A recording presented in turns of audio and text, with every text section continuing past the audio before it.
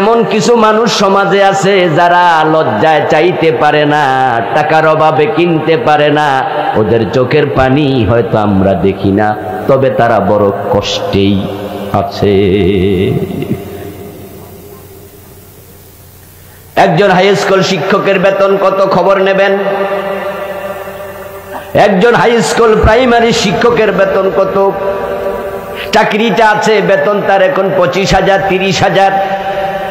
আলহামদুলিল্লাহ কোন রকম চলছে ভালো। বেসরকারি হাই স্কুল যেগুলো আছে সেগুলো তো বেতন আরো কম, এরপরও চলছে যা চলছে। কিন্তু যখন চাকরিটা শেষ তখন তো বেতনটা বন্ধ।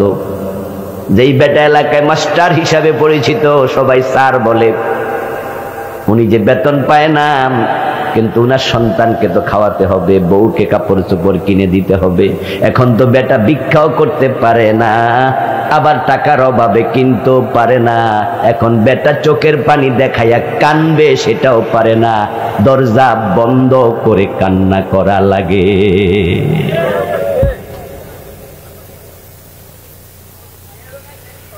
হযরত ওমর তো প্রজার খবর নিত, তিনি সাহাবী। নবীজি সাল্লাল্লাহু আলাইহি সাল্লাম নেতাদেরকে শিখাইছে কেমনে দেশ চালানো লাগে, সাহাবী তৈরি করেছে। আমাদের আদর্শ তো আমাদের নবী, আমাদের অনুকরণীয় তো রাসূলের সাহাবী। এখন আমি মুসলমান দাবি করি, কিন্তু আমি নেতা হওয়ার পর ইসলাম আর ফলো করি না, আমি নিজেই লুটপাট করি।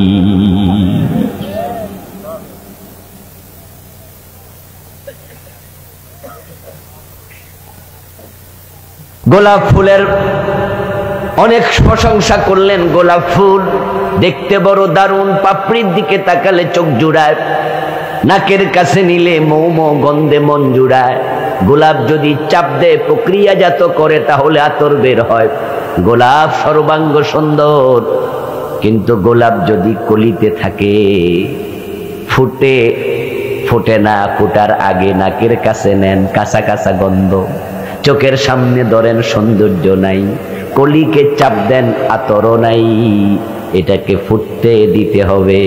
কোরআন আছে আজকে মাদ্রাসায়, কোরআন আছে আজকে মসজিদের তাকে, এটাকে যদি সংসদে ঢুকানো যায়, সমাজে কায়েম করা যায়, ইসলামের সৌন্দর্য নয়ন জুড়াইয়া যাবে।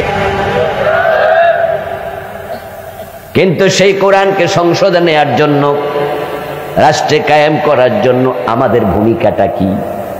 আমরা তো তেলাওয়াত করে তাকে রেখে দিয়েছি, মনে করছি দায়িত্ব শেষ। কোরআন কি শুধু তেলাওয়াতের জন্য এসেছে নাকি? এটাকে আতর বানায়া কাজে লাগান।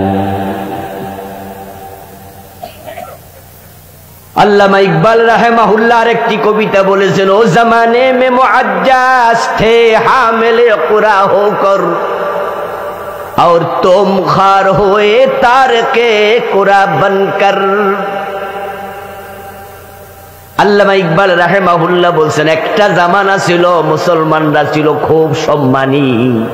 মুসলমান যেখানে ইজ্জত সম্মান সেখানে, মুসলমান ছিল যেখানে বিজয় তাদের পায়ে চুমু দিয়েছে সেখানে, কারণ তারা ছিল সবাই কোরআনওয়ালা। এক হাতে ছিল কোরআন আর এক হাতে ছিল তলোয়ার। কোরআনের বাহিরে চলে নাই, যে চলেছে তাকে তলোয়ার দিয়ে মোকাবেলা করেছে, সামান্য অন্যায় মেনে নেয় নাই। তাই সে মুসলমানের হাতে আল্লাহ তাআলা তুলে দিয়েছিল রোম সাম্রাজ্য, আজকের ইটালি। ইটালির রাজধানীর নাম কি? রোম। পৃথিবীর অনেক প্রাচীন নগরী, রোম সাম্রাজ্য ওমরের সময় বিজয়ী হয়েছে, কালেমার পতাকা সেখানে পথ পথ করে উড়েছে।